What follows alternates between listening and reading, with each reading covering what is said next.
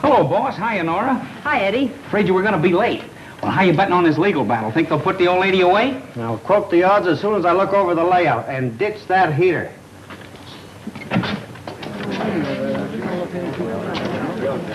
Hi, Mr. Denham. Oh, good morning, Mr. White. Hey, boss, how about me grabbing a couple of shots before things get started? Sure, go ahead.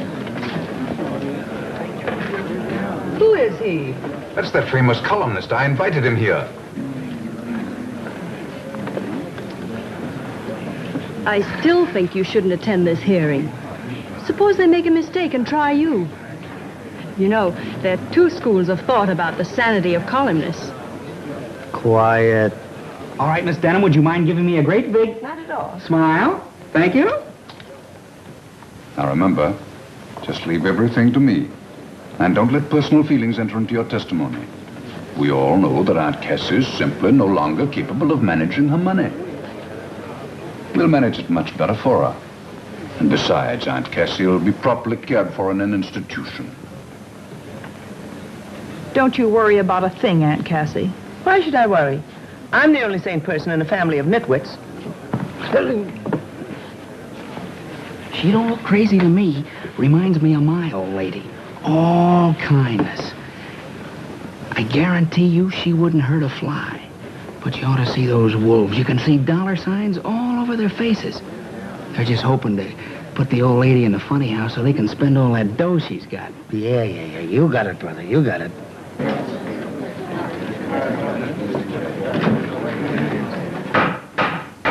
Hear ye. The Honorable the Supreme Court in and for the County of New York is now in session. Judge Moore presiding.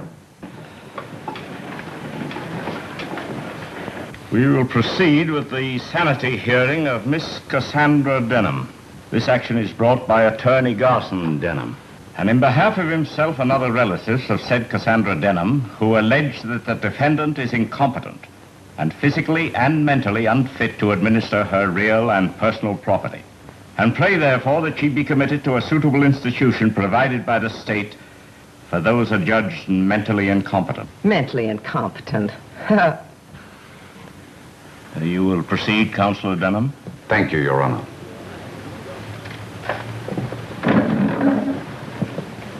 With your permission, I'll call the defendant in this action, Miss Cassandra Denham. Yeah.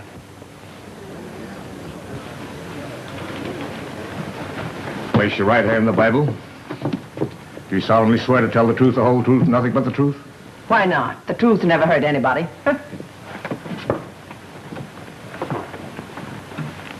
Where is your attorney?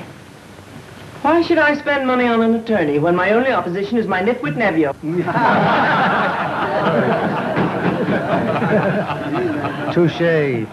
Hey, what does that mean? It means score 1 for the old lady. The court will be glad to appoint an attorney to represent you without charge, if you desire one. No, thank you. I can take care of myself. I must warn the spectators that this is no occasion for outbursts of hilarity. Go ahead, Counselor. Thank you, Your Honor. What is your name? What is my... Your Honor, do I have to sit here and have my very own nephew ask me what my name is? Yes. Miss Cassandra Hildegard Denham. And what you need is a good spanking like I used to give you when you were a snip of a boy. The old lady's crazy like a fox. You will confine your answers to the questions, and the court will tolerate no further demonstrations. Go ahead, Counselor. Thank you. How much wealth do you possess, Miss Denham? Do I have to answer that question? Yes. $3 million, and I'm going to hang on to it.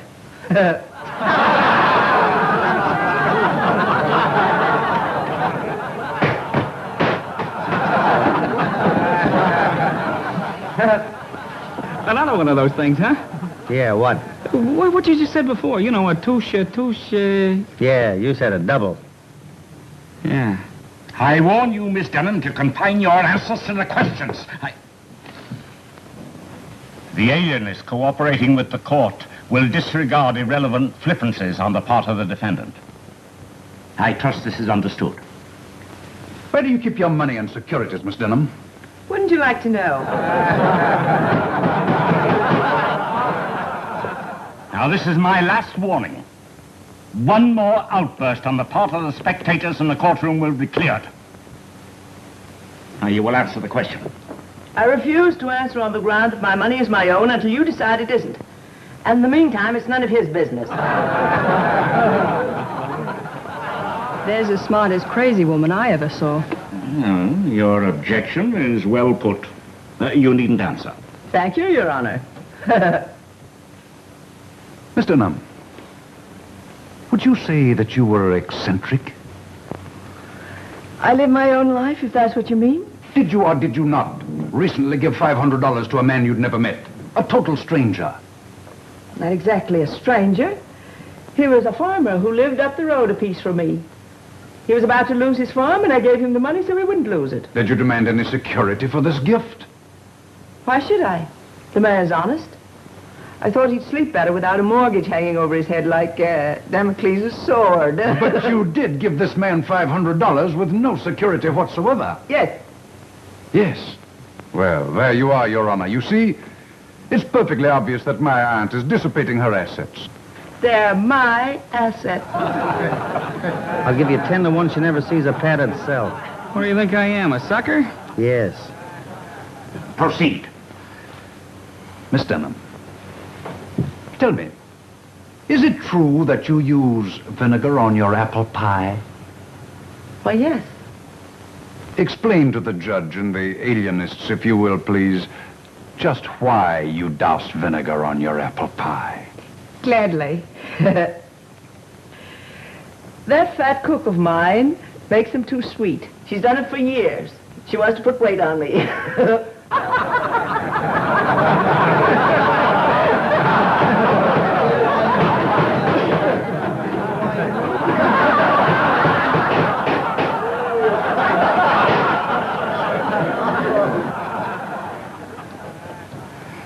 I give up, Your Honor. You should have done that long ago. This action is dismissed for lack of evidence. Hearing adjourned. Your Honor, Yes? I want to thank you. And if you ever come my way up in the mountains, drop in and have some apple pie. Without vinegar. Thanks. Yeah, maybe I'll do that. But I like vinegar on apple pie.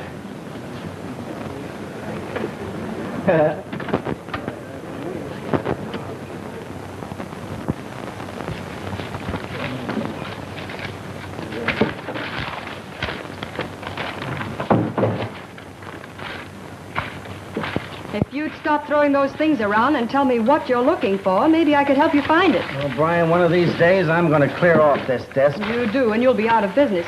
What are you looking for? I'm trying to find that Hollywood item that Danny Dover sent about a week ago. For your information, it's down in the composing room, all set up in type. Oh, Brian, I don't know what I'd do without you. Neither do I. Now that you have that problem off your mind, do you think you'd like to see a caller? Who? Garson Denham. That lawyer who got his ears pinned back last week trying to put his aunt in an asylum. What does he want? Maybe he wants to put you in one. He seems sort of anxious about something. All right, have him come in, but you stay in the room when I'm talking to him. I'm allergic to lawyers. Okay. Come in, Mr. Denham. Good morning, Mr. Denham. Good morning, Mr. White. May I speak to you alone, please? I am alone. Miss O'Brien is part of me. Which part? Quiet.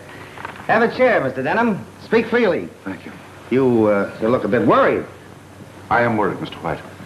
This letter is definite proof that my Aunt Cassandra is mentally unbalanced. Mm-hmm. I don't get it. This is just a simple invitation for you to spend a week at her place in the mountains. Yes, but she sent the same invitation to all the Denhams. And you'll notice she insists that we all arrive Friday. Friday, promptly at midnight. Now, why should she want us all to arrive at Greylock promptly on the stroke of 12? Perhaps 12's their favorite number. I tell you, there's something sinister about this invitation. You'll notice she also says that any relative who fails to show up will be eliminated from her will. Yeah, I noticed that. A sort of a command performance, isn't it? Oh, it ought to be a cozy little group. With all you Denhams gathered around the festive board with the old lady you tried to put in the booby hatch. I tell you, I have a feeling that something terrible is going to happen. Oh, come, Mr. Denham, you're taking it all too seriously. She probably just wants to bury the hatchet now that she's been declared sane. Sure, it's a great sport. Burying hatchets at midnight, especially in people. You may scoff, but I have a premonition of death. I believe she plans to kill us all. After which she'll probably confess and say, Sheriff, I did it with my little hatchet. Oh, stop it, O'Brien. Hey, it does seem funny. Oh, poppycock. I watch your aunt on the witness stand, and she's no killer. She's intelligent and harmless. And what a sense of humor. It may strike her as humorous to murder us all in our beds. Mr. White, I'm going to leave this letter with you, just in case anything does happen to me. This fantastic idea of having us arrive at midnight is the handiwork of a madwoman. You'll see that. Okay, Mr. Denham, I'll be watching for murder news from Greylock. And if anything does happen, you'll see that she's brought to justice. Oh, sure. Thank you, Mr. White. Goodbye. Goodbye. Goodbye, Mr. Denham.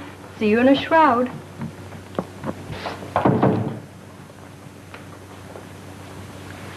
Well? You know, this has all the elements of a swell murder mystery. Greedy relatives try to toss wealthy aunt into the booby hatch so they get hold of her money. Wealthy aunt outsmarts them and is declared sane. Then she invites them all to her place in the mountains to spend a week and tells them to get there exactly at midnight. Midnight. That midnight angle intrigues me. Forget it. How about your stuff for tomorrow night's broadcast? Midnight. Now, why should she insist on midnight? She probably saw the cat and the canary. Now, will you please go back to work? Okay, O'Brien, you slave driver. Here's the lead for the broadcast. See, I'd like to sit in on this little gathering. You know, it ought to be funny. I wonder if I drove up there in my car to Greylock. Oh, well.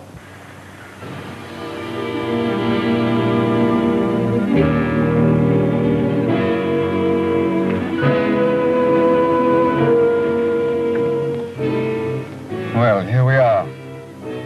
Aunt Cassie can't say we aren't prompt. It's still only 10 minutes to 12. I don't care what time it is. We shouldn't be visiting a crazy woman. No, stop it, will you? Stop it.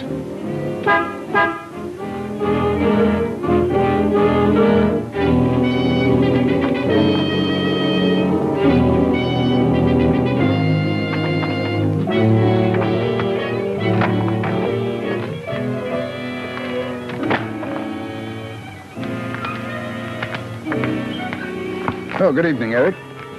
Evening. Any of the others arrived yet? Not yet. Well, I guess we might as well go along in, then. Guess you had.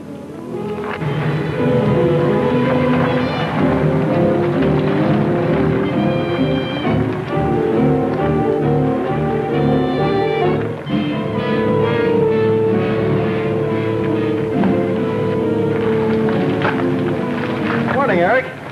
Ain't morning. If 'twas, you'd be too late. Too late for what? Too late to be murdered, no doubt. I tell you, Larry, I don't like this. After all, Aunt Cassie is your father's sister.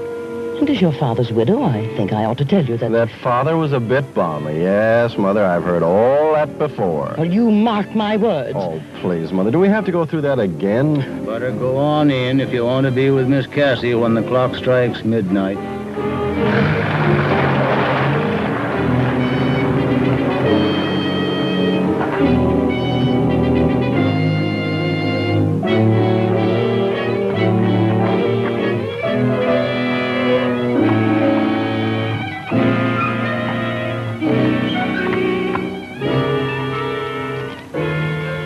They're all here, aren't they? I watched them come from my garden. Yeah, they're all here. Fine. Fine.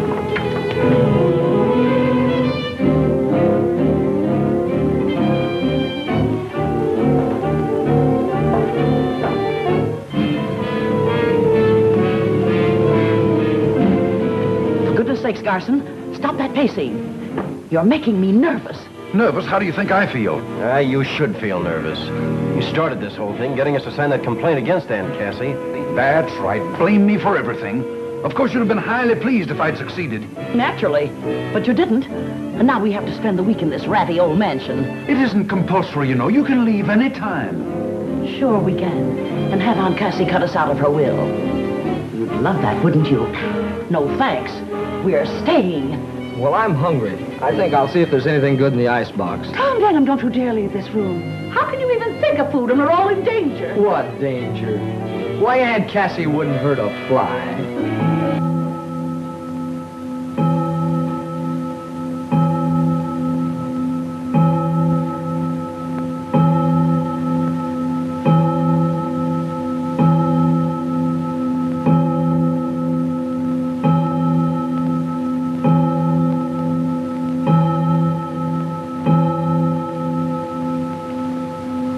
Welcome to Greylock, my precious relatives. Aunt Cassie and Cousin Mary.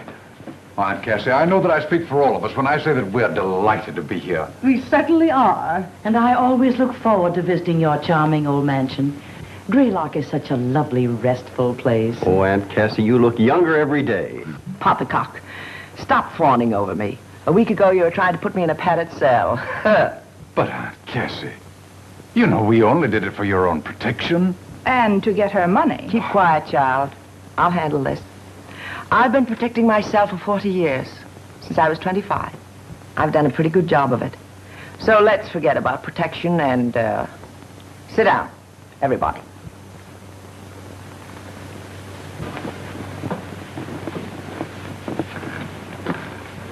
First, I want you to know I brought you here for a purpose. I want to study you all for a week. Just like a scientist studies rats and guinea pigs in his laboratory. After all, I'm 65. I can't live forever. Everyone must die someday. Oh, please, Aunt Cassie, don't talk about dying. Why, you're the picture of health. And, well, I want to say right now that I had nothing to do with the attempt to, well, send you away. It was all Cousin Garson's fault. He talked everybody into signing the petition. Silence. I don't care who started it. The fact remains that sooner or later I'll leave this vale of tears and laughter. And when I do, I leave $3 million. The bulk of it will go to the one I find most worthy. Which means, of course, I leave it to someone in this room. The worthiest of an unworthy lot. But I warn you, flattery will get you nowhere. So be yourselves. We'll retire now.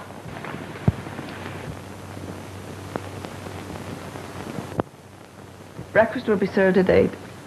I'll expect you, all of you, to be at the table promptly. I hope you sleep well. Don't let the knowledge that you're sleeping under the same roof with $3 million disturb your slumbers. Come, child. Aunt Cassie, you mean that you keep all that money here in this house? Why not? With everyone trying to take it away from me? I like to keep it around to check up on it once in a while. But don't try to look for it. You wouldn't find it in a million years. Did you ring, Miss Cassie? Yes. Have you placed the luggage in the right rooms? Everything is just as you ordered it. Good. Now we'll all have a splendid night's sleep. Come along. I'll distribute you.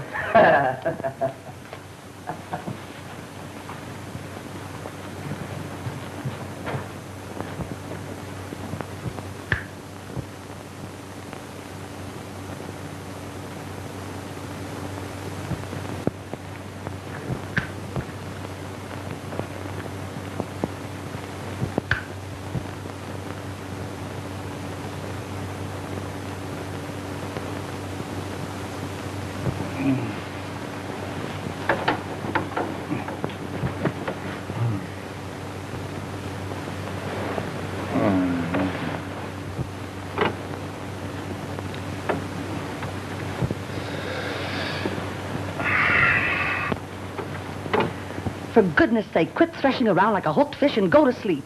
Oh, I can't sleep. I've got too many things on my mind. Of course, you wouldn't understand that, not having any mind to speak of. Well, I like that. You dragged me away from home to spend a week in this dreary museum, and now you insult me. Where are you going? To get a book from the library. Have you any objections? No. Go ahead. Go and get killed wandering around in the middle of the night. You said yourself you had a premonition of death before we left home. Well, I've revised my estimate of the situation. Aunt Cassie may be a bit eccentric, but we're not in any danger. You go to sleep. I shan't be long.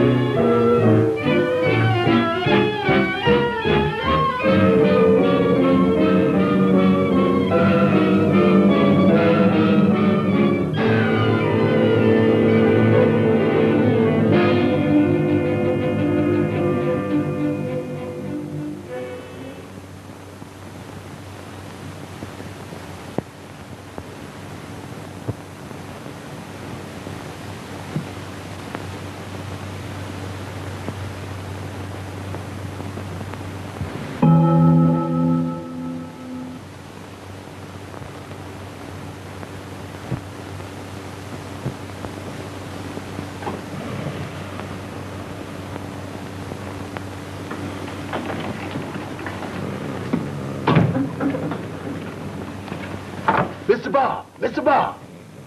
Mr. Bob!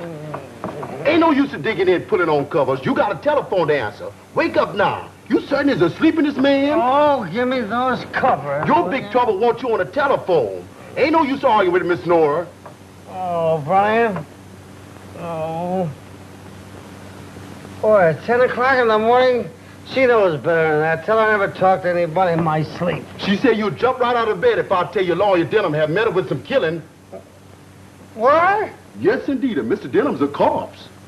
Well, why did you say so? I kept trying to, sir. Well, pack me a bag. Hurry up. Sir. Yes, sir. Hooray, a murder.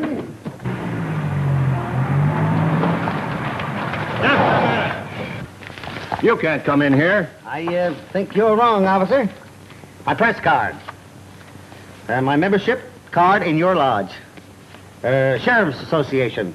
Here, you might as well look these over, too. Honorary memberships in police organizations from Miami to Los Angeles. Goofy, isn't it? But then some people collect matches. Are you really Bob White, the fellow that writes a column? In the flesh, officer.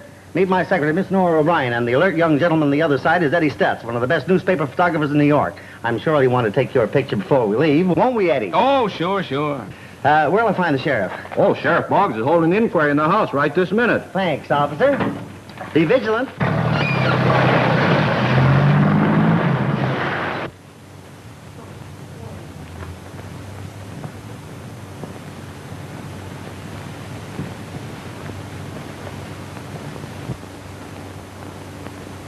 Somebody in this room killed Garson Denham with that knife, and I propose to find out who did it. Why don't you get on with it instead of walking up and down talking your head off? Murder cases take time. I've got to do a lot of deducting. Deducting? You sound like a millionaire making out his income tax. All right, everybody, hold it, please. Thank you. Who are you? I'm Bob White, New York Evening Register, with cameraman and secretary. Now, tell me who you are. Let me think. You're Sheriff Boggs, and you're conducting an inquiry into the death of Garson Denham. Hi, Sheriff. How is the inquiry progressing?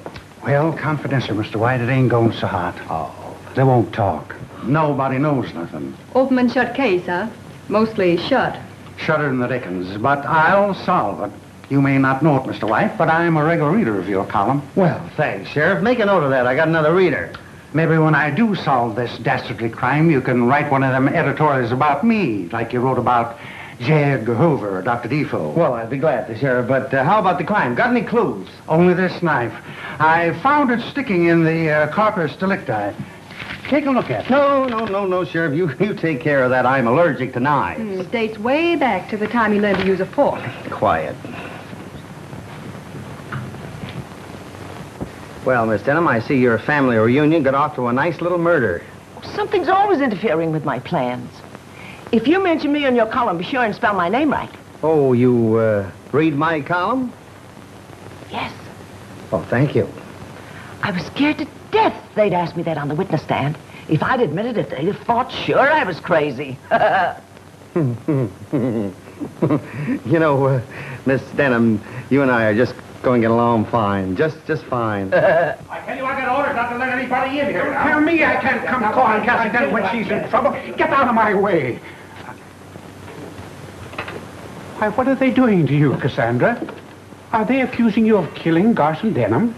If they are, I can tell them they're wrong. Any man who went snooping around like he did last night was bound to get his comeuppance. How do you know he was snooping? I saw him through the library window. What time was that? About 1 o'clock in the morning. Trowbridge, Montrose, what were you doing looking through my library window at 1 o'clock in the morning? Probably looking for a book. Speak up, Mr. Montrose. How'd you happen to be snooping at that hour? I was walking in my garden. All of a sudden, I saw a light come on in Cassie's library. I peeked through the window and saw Garson Denham snooping, looking behind pictures and pulling books from shelves. What else did you see? Well, that was all. When he quit snooping and sat down to read, I went home.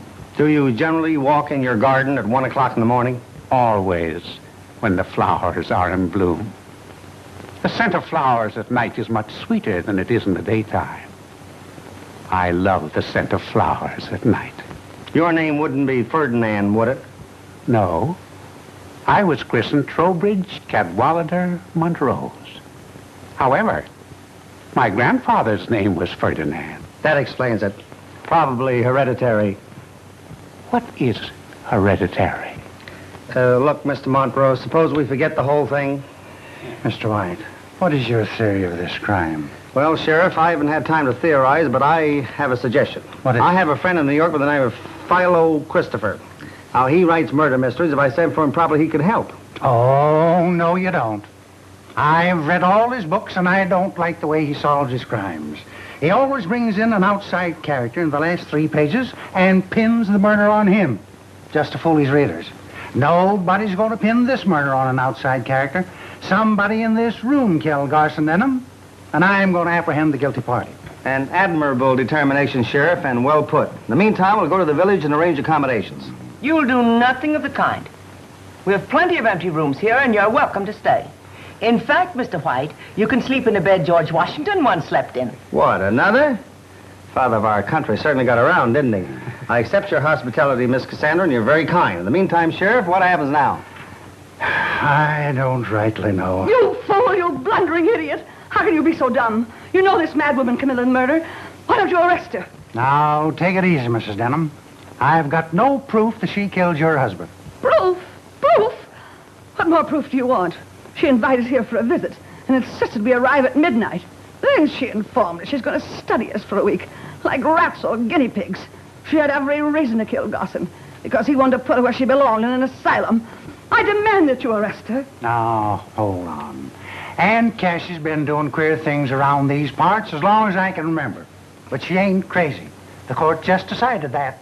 And I'm arresting nobody till I've got proof. You fool! You're protecting a murderess. Tom, take me home. I'll not stay in this house another minute. Oh, yes, you will. Nobody's leaving Greylock till I apprehend the killer. Tom, take me to my room. You all heard what I said. Nobody's leaving the grounds until this crime's cleared up. I'll have men guard the place day and night. That's all for now. Well, what about me? I live next door. You can go home. My men will keep an eye on you. Maybe after you get unpacked, you'd kind of like to talk this case over before the coroner gets here. Thanks, Sheriff. I'll be glad to. Seton. See that the press is made comfortable. Yes, ma'am. Come, Mary. I don't like this, Sherlock. I'm scared stiff. Chin up, Watson.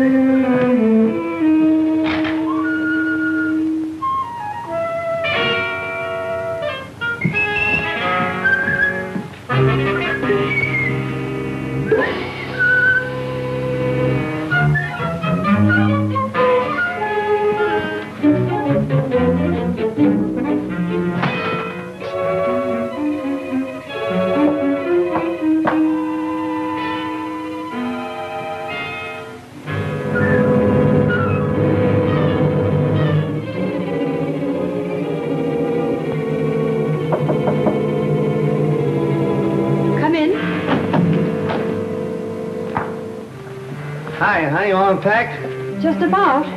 Charming old place, don't you think? Yes. Wonderful view from that window. Have a look. Yeah?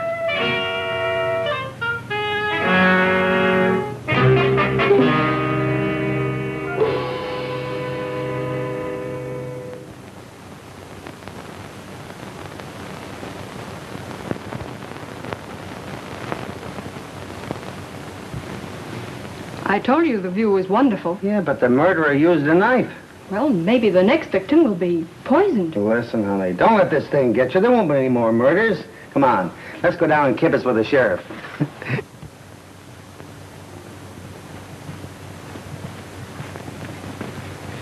Hi, Sheriff. Any fingerprints? Nope, can't find any. Take a look. Oh, thanks. You see any? Come on, Sheriff. Give me a shot of you holding the knife. A little higher. Hold it. Thank you. Has the corpus delicti been removed yet? Nope, it's still in the library where the coroner left it. The undertaker's coming from the village. Do you mind if I take a look at it? No, come on. You better stay here. This is not for you. I'm a newspaper man. I can take it. Hey, wait a minute. That ain't Garson Denham.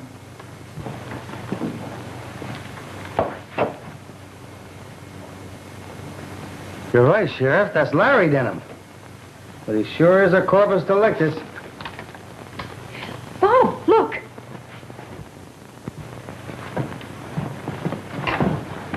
Whoever knocked him off must have come in the window. You're a smart fella. No signs of anybody. I'm going to round up everybody and question them. They can't do this to me. Killing a man in broad daylight, and I'm right in the next room.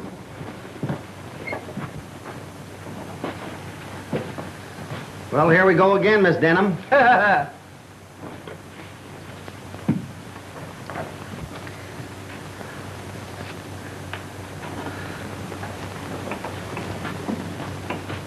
What happened? Have they found the murderer? Well, if he hasn't, my bathwater's getting cold for nothing.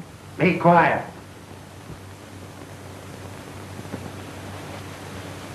Where were you during the last half hour? I was transplanting a tree near the entrance gate. Deputy Judkins was with me. That's right, Sheriff. What about you? I was greasing the car in the garage. You look it.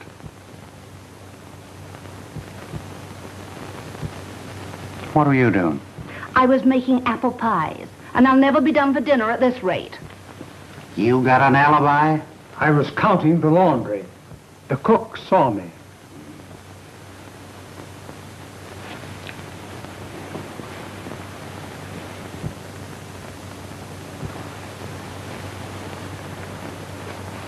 What were you doing? I was spraying roses in my garden. That's what he was doing, Sheriff. I saw him mix the spray. So did I. Poison. I always use poison in my rose spray. It's certain death to insects. Where are you, Miss Cassie? I was running my bath. What's the matter? I left the water running to ruin everything. Oh! Stay right here. One of you boys run upstairs and turn off Miss Cassie's bathwater. Sit down. Anybody with you while you were drawing this bath? Yes, I was. Oh. For a moment, I thought I had something.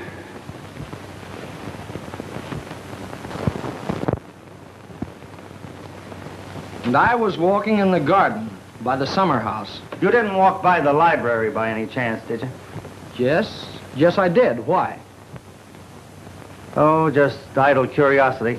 Anybody see you taking this walk? I was watching him all the time, Sheriff. He never got out of my sight. Well, Sheriff, that's that. It sure is. How about you, Mrs. Denham? I was lying down, trying to rest.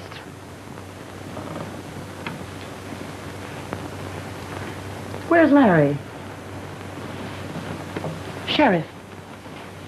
Where's Larry? Well, see, Larry's not here. you're right, ma'am, he ain't. He's dead. Dead? You mean Larry's been murdered? Yes, not only that, somebody stole the other corpus delicti. I told you to arrest her. I warned you this thing would happen. Woman is mad. She'll kill us all. Larry. My poor Larry. What do I do now? Well, did you call the coroner? No, I plumb forgot it. One of you boys called the coroner right away. That's all for now. What I said about nobody leaving the grounds still goes. Hello, Mary.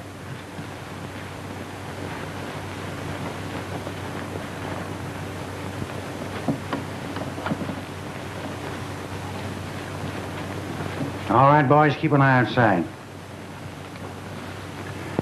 What do you folks make of this? They've all got alibis. I'm beginning to think maybe I did And it. if you did, you're holding out on your paper. You haven't phoned in your story yet. That's right, I haven't. Proving you're a columnist, not a reporter. Now look, mister. Let's get out of this funny house and go back to New York. They'll be dancing in 52nd Street tonight while we're playing tag with a knife thrower. You've got a fair start with your column with readers from New York to Shanghai, China. Why take a chance? Relax, beautiful. Nobody's going to harm me. I'm the handsome young juvenile in this story. He never gets hurt. Now, you be a good girl. Get the editor on the phone and give him enough stuff for a flash bulletin. Tell him I'll send in a follow-up story in an hour. Okay. Swell. Say, Sheriff, do you suppose we can do a little snooping in the library there before the coroner gets here? Oh, I guess it'd be all right if we don't disturb nothing. Swell.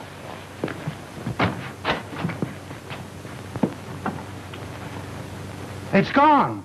There ain't no corpus delicti. Things are now beginning to conform to pattern. What are you talking about?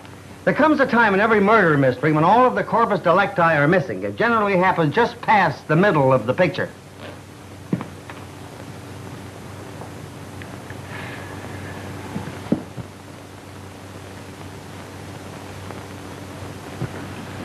I know how you feel, pal. This thing's got me stumped, too. But we'll both keep trying. We'll think it out together, eh, pal?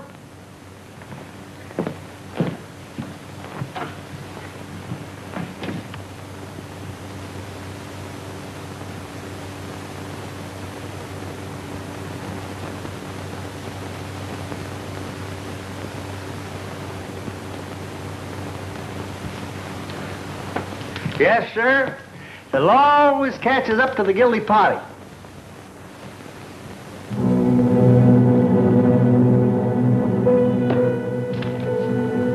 Leave Greylock at once or you will die.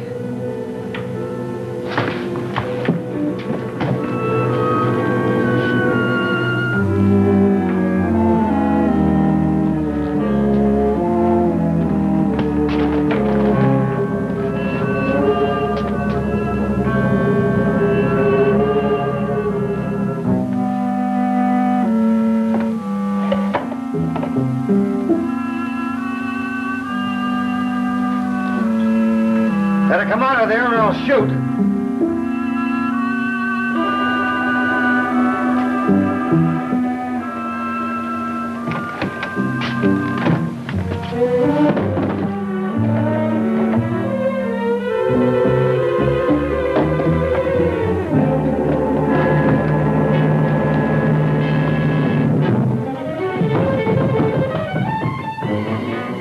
Sheriff!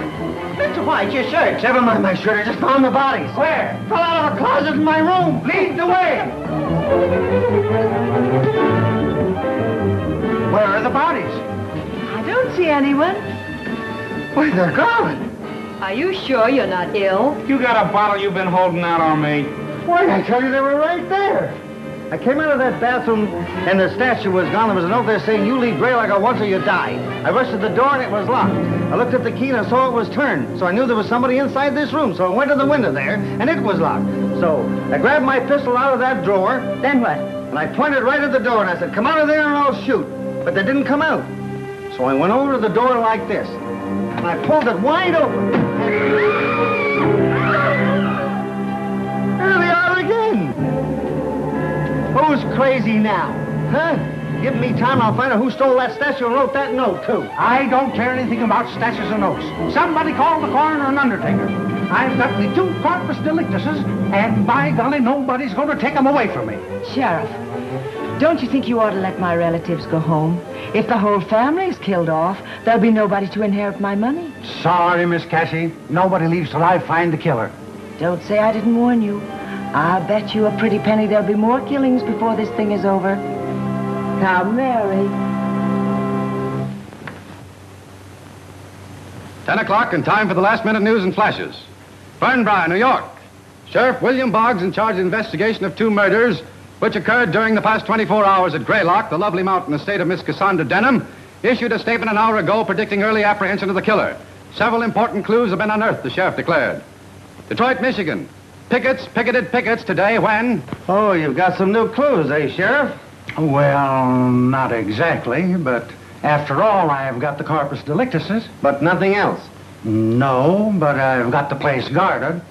Not a soul can get past my men going or coming. Good evening, everybody. I was taking my usual walk in the garden. I thought I'd drop in and see if there's anything that I could do. Did any of my men stop you on the way in? Why, no. I saw no one. Your deputy's a regular watchdog, Sheriff.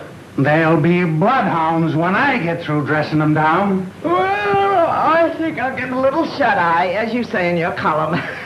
Good night, everybody. Good night. Good night, I Marian. accompany you to the stairs. All right. Yeah.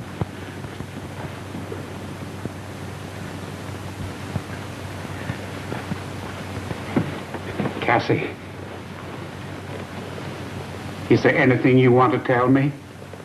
No. Remember, I'll always stand by you. Don't overdo it. Good night. Good night. That sweet little soul who just left gives me the jiving jitters. I wonder who she'll kill next. Here, you cut that out. You're as jumpy as a pogo stick. She's not a killer. How do you know she isn't? Because she's not strong enough to shuffle the bodies of 2 full-grown men around like a set of Indian clubs. I guess you're right. How about a breath of fresh air before we turn in? I need it. How about you, Ed? No, thanks. Night air irritates my throat, unless it's in nightclubs. I'll grab a couple of shots of the Chamber of Horrors while you're gone. That room fascinates me.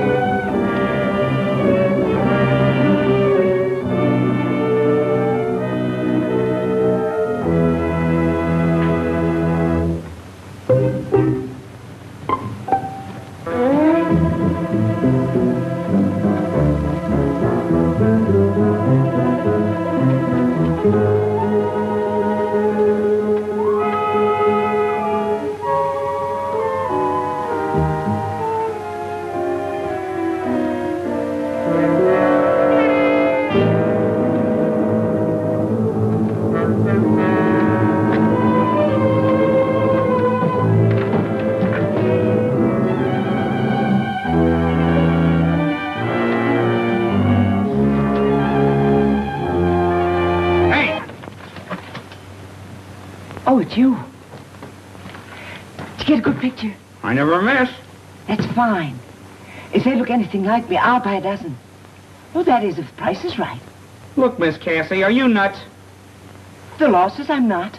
Then why are you wandering around in this subway? Looking for a new victim, I betcha. You think I'm a murderess?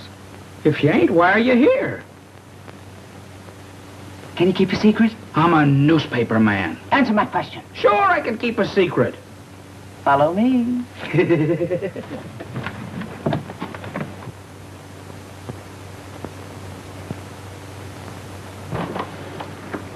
Come on, come on.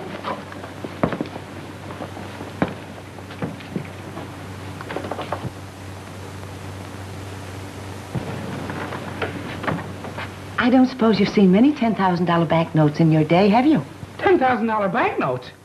Look, Miss Cassie, I'm lucky to cast my peepers on a double sawbuck, meaning 20 potatoes, meaning dollars to you. Well, here are 200 of them. 2 million in currency and 1 million in securities. I want you to hold all of them for me for safekeeping. Me? Carry $3 million around with me? Lady, now I know you're crazy. No, I'm wise. Whoever is committing the murders is after my money. And it's someone who suspects I keep it in the library. Otherwise, why would Garson and Larry have been murdered in the library? Sounds reasonable. It is reasonable. But if you keep the money and the securities hidden safely in your camera case, no one will suspect. And I won't tell a soul. Because you might be murdered, too. But you find yourself another boy. It ain't worth the risk. Oh, yes, it is. Because when the murderer is apprehended, I'm going to give you one of these nice, crisp banknotes. You mean I get $10,000? Yes. Aunt Cassie, you made a deal. You got any idea who the killer might be? Oh, I hope it isn't the one I suspect. Who's that? My neighbor, Trowbridge Montrose. You mean the flower smeller? Yes. He's been in love with me for years. I get it. A short engagement, huh? No, we're not engaged. I can't make up my mind. Don't worry, you'll get around to it. What makes you think he's the killer? Because he was furious when my relatives tried to put me in the insane asylum. He cracked his knuckles. And every time he does that, I know he's furious. He wanted to give them a dose of his rose spray. You mean the poison that he kills the bugs with? Yes. Oh, I do hope the next murder is by poison. My mind will be relieved. Next murder? Oh, yes. There'll be other murders. Goodbye. Oh, boy, this thing's got me stymied. Let's sit down. Okay. It's a cinch it's not Aunt Cassie. She couldn't lug bodies around. Neither could Martha Denham, nor Garson Denham's widow, or that niece that lives with the old lady. Then it must be a man. How about Tom? Oh, Tom. He doesn't strike me as a boy who'd kill his father and cousin. Somebody's coming. Huh? Good evening. Oh, hello. Good evening. Not very sociable, are they? Well, what did you expect them to do? Sit in your lap? Oh, stop snapping at me, O'Brien. Sorry. You were eliminating suspects. Well, the butler's out. He's an old family retainer. So's Katie the cook. Fat people seldom commit murder. But cooks do use knives. Oh, not knives. Antique knives, 200 years old. Well, there's still the chauffeur and the gardener. And Mr. Trowbridge Montrose. Oh, Montrose. Monty wouldn't hurt a fly. I don't know about that. When he talked about spraying bugs, he had an unholy look in his eyes. Now, let's take the gardener. You take him. All he wants is to be left alone. Well, there's still the chauffeur. He's out, too. He was asleep over the garage when Garson Denham was killed and under a car when Larry got it. Well, then who is the murderer? I don't know. Maybe it's the little man that turns out the lights in electric ice boxes. Very funny. All on account of Aunt Cassie's money. If only she'd distribute it where it would do some good, there wouldn't have been any murders. Why, Tommy, you sound like you begrudge Aunt Cassie her money. I do.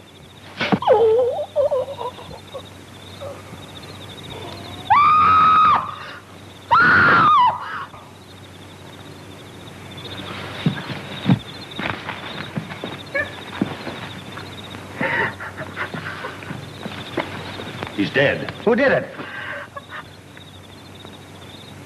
I don't know.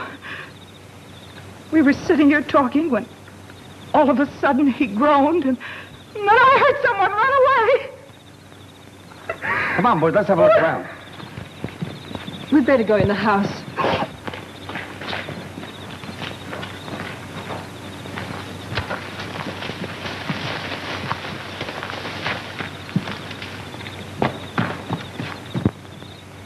Hey, somebody over by that big tree.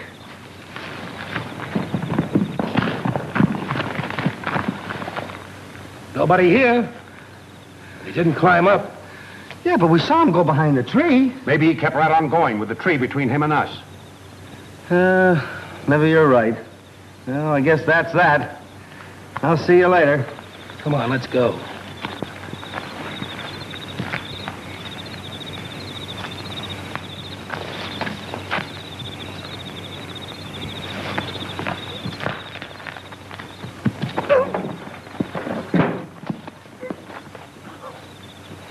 Oh, it's you.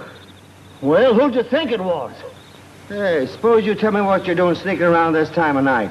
I'm not sneaking around this time of night. I'm taking that can of oil to Michael in the garage. Oh, yeah? Well, come on. Let's see what Michael knows about this. Come on. Anybody here? Yeah. You want something? You send this fellow for a can of oil? Sure I did. What about it? Well, for your information, there's been another murder. Someone just killed Tommy Denham. Young Tommy? That's why I tackled you in the garden. Wouldn't you know it? Well, I guess we might as well start for the house. The sheriff will want to question everybody again. You know, if these murders don't stop, I'm never going to get that car greased. Oh, that's going to be tough.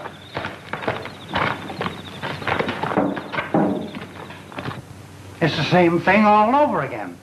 Everybody was everywhere else except where the murder was committed. Somebody's lying. Somebody in this room murdered 3 men. How long are you going to go on being a fool? You know she's the guilty one. I almost wish you were right. I'd confess and get it over with. It's all because of my money. If I thought I could expose the murderer, I'd destroy Greylock and all my wealth this minute. Cassie, what are you saying? I mean it. Sheriff, I wonder if I could have a word with Miss Cassie alone. Sure, go on. Thanks, Sheriff. Miss Cassie, would you mind stepping into the library for just a moment? Not at all.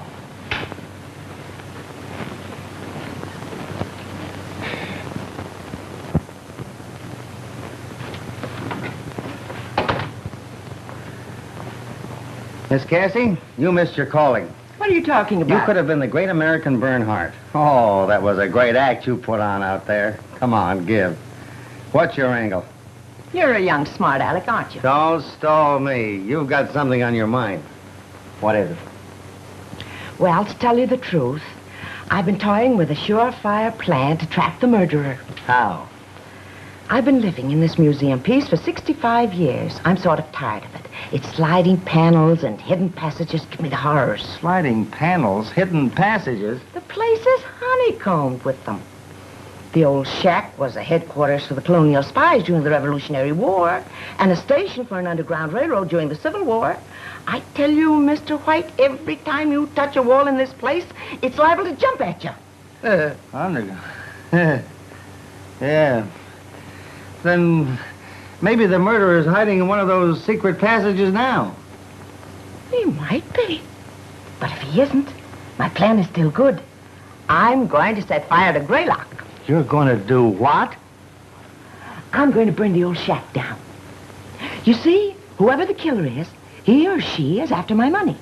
Until today, I had $3 million in cash and securities hidden in this house. Today, I removed it. Your photographer has it hidden in his camera case.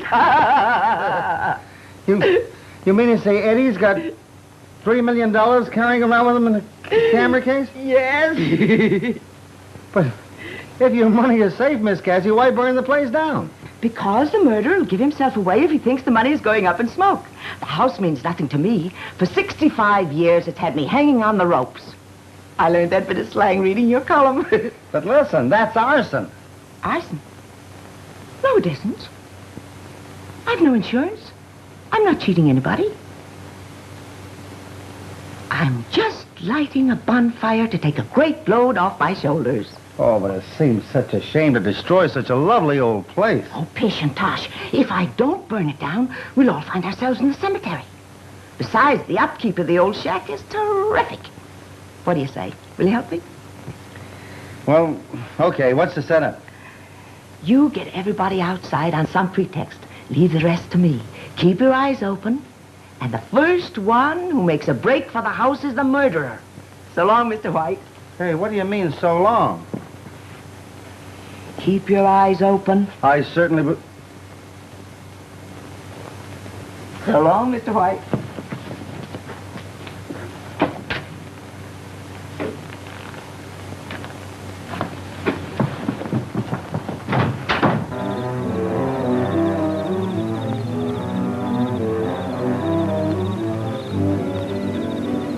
Why should we be herded out here at this hour of the night? Where's Aunt Cassie? Calm yourself and don't ask questions.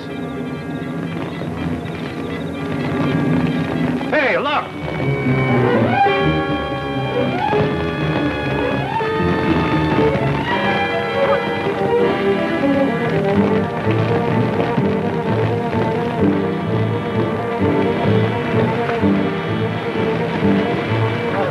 What's happened? What does this mean? Don't get excited. I set it on fire. Told her she was crazy. What are you doing, Cassie? Don't you worry about it.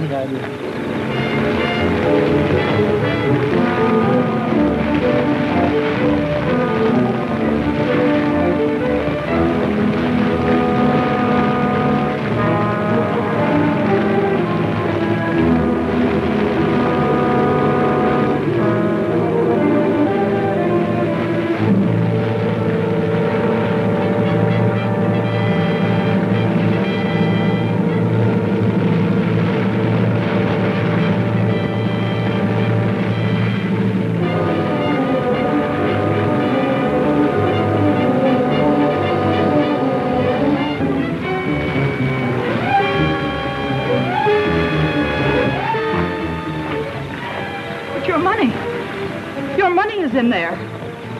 Yes, I know it. It'll be destroyed. I'm glad of it. Money is a curse that breeds evil. Keep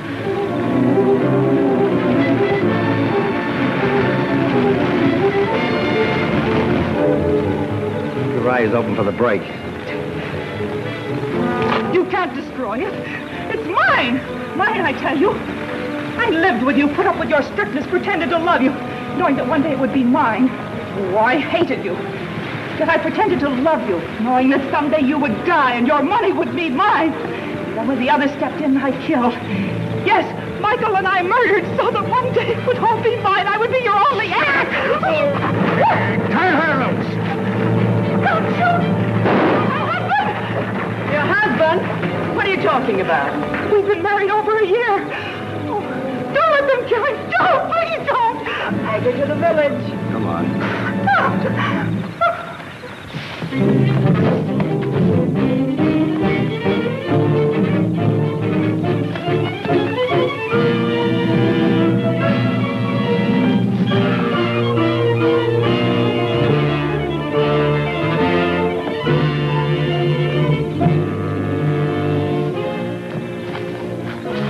Where is he? I swear he dashed behind this tree. I saw him too. So did I. Come on. How come you're not playing Daniel Boone with the sheriff and his boys? It's not quite time for the Marines to move in. Are the Marines coming? They're practically here. Folks, follow me. I'm about to catch a killer. Come on, folks. Help me get this car off the grease pit.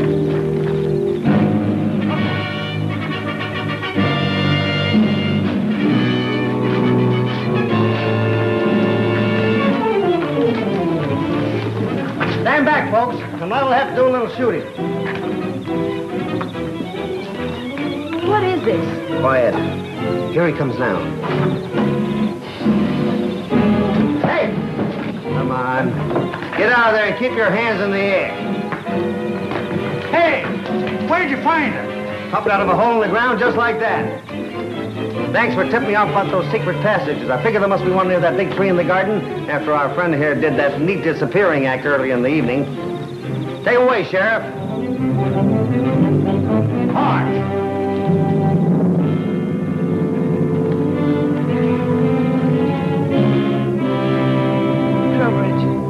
you marry me?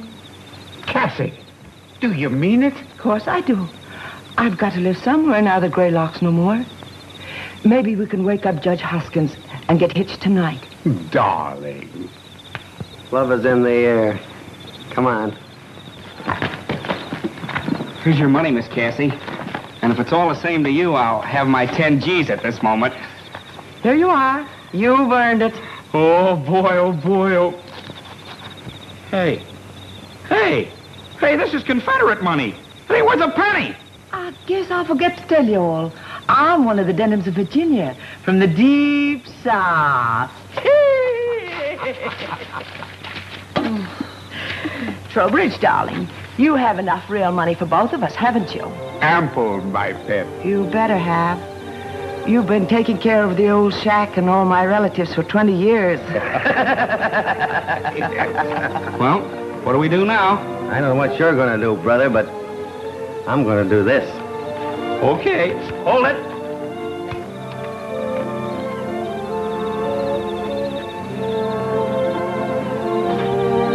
The Hayes office ain't gonna like that long kiss.